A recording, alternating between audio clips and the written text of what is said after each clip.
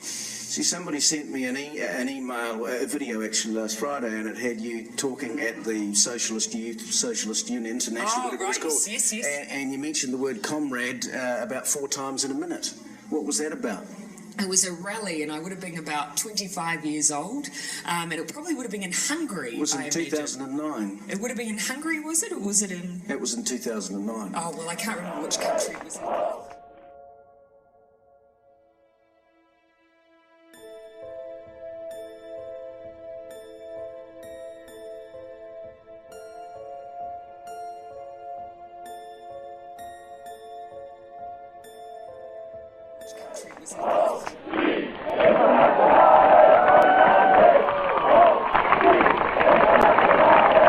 Comrades, the second thing,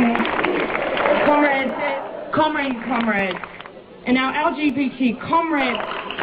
So comrades, as we leave this place, comrades, it was you together as comrades. Comrades, I want to invite the comrades, we have... Viva UC, viva! Viva UC, viva!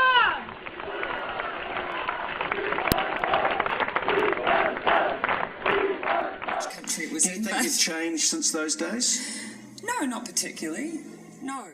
Do you think you've changed since those days? No, not particularly. No.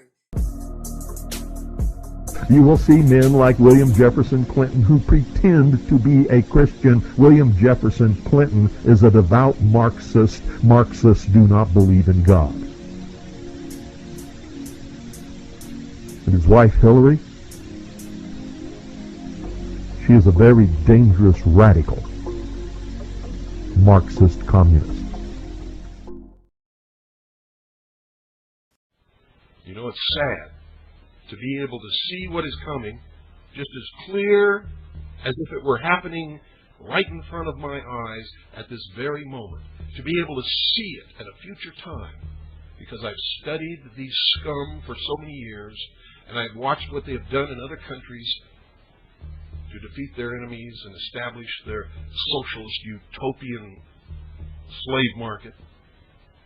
And so I can anticipate that with a little research, a little listening, a little reading, I can pretty much tell you exactly what they're going to do whenever they're going to do it. And you all know that. Those of you who have been listening to me for all these years, you know that I have been consistently the only person in this country who has made accurate predictions each and every single time.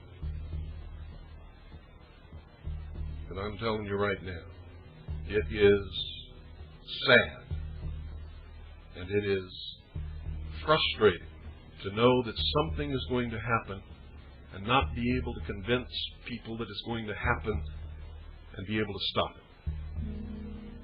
Long before this wave of terror began in the United States, I told you over this radio broadcast that it would happen. I said that New York City, I was saying that before I ever had a radio broadcast, and it's on tape in every one of my lectures. I said New York City would be the first strike of terrorists in this country, followed by some place in Middle America.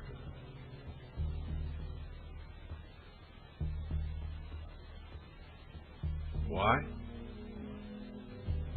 Because I know, like they know, that Americans have grown complacent over the many years. They don't believe that it could happen in this country. They want to disarm the American citizens, take away our weapons, so that we cannot oppose the tyranny that is coming. And to do that, they have to create terrorist incidents and crimes. And people who walk onto schoolyards and shoot great numbers of children, and into shopping malls and McDonald's restaurants. And if you'll notice, this always happens just before major gun control legislation is coming up for a vote, and you all sit around and really, actually believe that's an accident? Are you insane?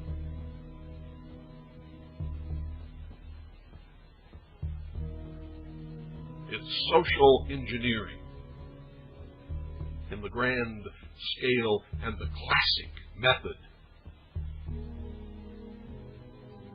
of Karl Marx, Friedrich Engels, V.I. Lenin, Stalin, Fidel Castro, Che Guevara.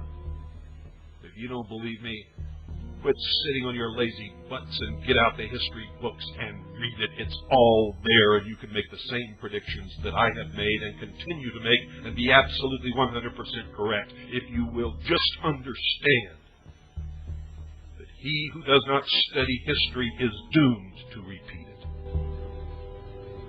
That is the truth.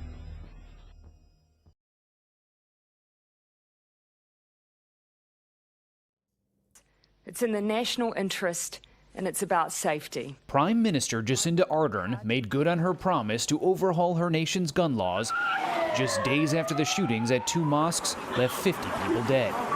Every semi-automatic weapon used in the terrorist attack on Friday will be banned in this country. The proposed As part of our overall national response to this new outbreak, I am now directing medical officers of health that all cases, confirmed cases, are to be managed in a quarantine facility. Now, this is different to how positive cases were managed when we were last at levels 4 and indeed 3, and shows how serious we are about limiting any risk of ongoing transmission, even in self-isolation and including to others in the household. This will apply to any cases and also close family members who might be at risk as appropriate. A reminder, these facilities have been set up specifically and have excellent processes and resources in place to look after people with COVID-19, including health staff on site at all times, and it will help us avoid any further inadvertent spread into the community as part of our overall response. That I wanted to, I've got a number of questions about people refuse, what do we do if someone refuses to be tested? Well, they can't now. If someone refuses in our facilities to be tested, they have to keep staying. So they won't be able to leave after 14 days. They have to stay on for another 14 days. So it's a pretty good incentive. You either get your tests done and make sure you're cleared, or we will keep you in a facility longer. So I think most people will look at that and say, I'll take the test.